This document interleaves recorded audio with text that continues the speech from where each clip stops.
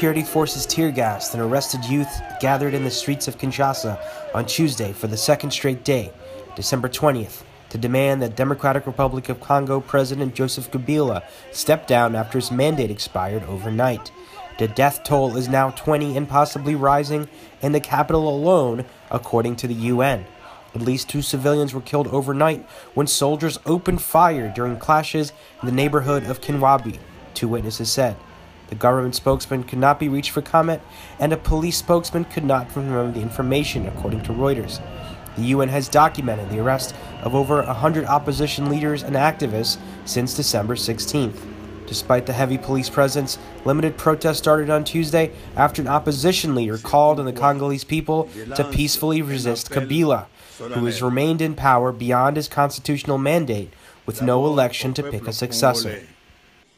À ne pas reconnaître l'autorité du reste illégal et illégitime de Joseph Kabila et résister pacifiquement au coup d'État qui est ainsi accompli avec la bénédiction de la Cour constitutionnelle.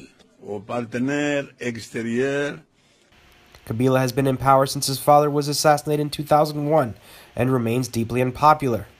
His presidency has been marked with the lack of infrastructure and investment, and critics say he pursued policies that did not benefit the majority of the people.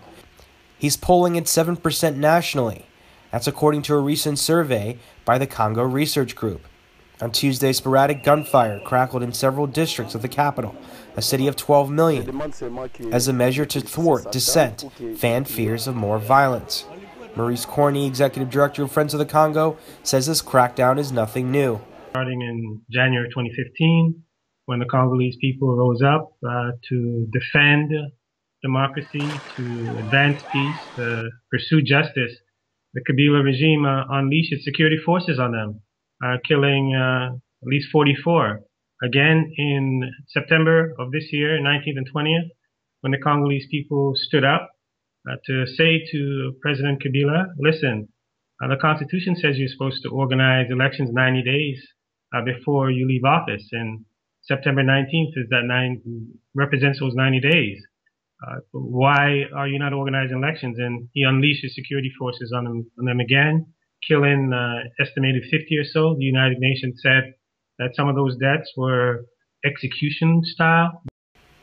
The West has condemned Kabila for not abiding by the constitutionally mandated term limits and violently suppressing dissent, but Carney says that's too little too late. So-called international community has supported President Kabila, Joseph Kabila. And the Kabila of today, in 2016, is not fundamentally different from the Kabila of 2001 when he came into power. He's a rebel leader. He got to power by killing. If he's committed crimes, or the crimes that he's committed that he could be brought up for charges of crimes against humanity in the Battle of Tingi-Tingi in 1996, when Kabila was with the Rwandan troops and they're invading the Congo. So to think that there's going to be a quick fix today after backing, supporting this individual for the past 15 years would be sadly mistaken. Authorities have blocked most social media.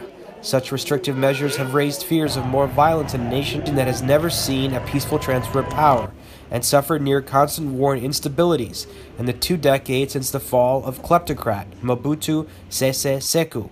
The West supported Mobutu for over 3 decades. When they're ready to get rid of Mobutu, it triggered a whole chaos that led to millions of people dying. Now they supported Kabila for 15, 16 years, and now they're ready to let him go. And we just hope that the tragedy doesn't repeat itself to the scale and scope that it did when Mobutu left the scene. And as we reported yesterday, Bloomberg has recently uncovered what many in Congo had long suspected. Kabila has been enriching himself and family at the expense of the Congolese people to the tune of hundreds of millions of dollars. For The Real News, this is Jessel Noor.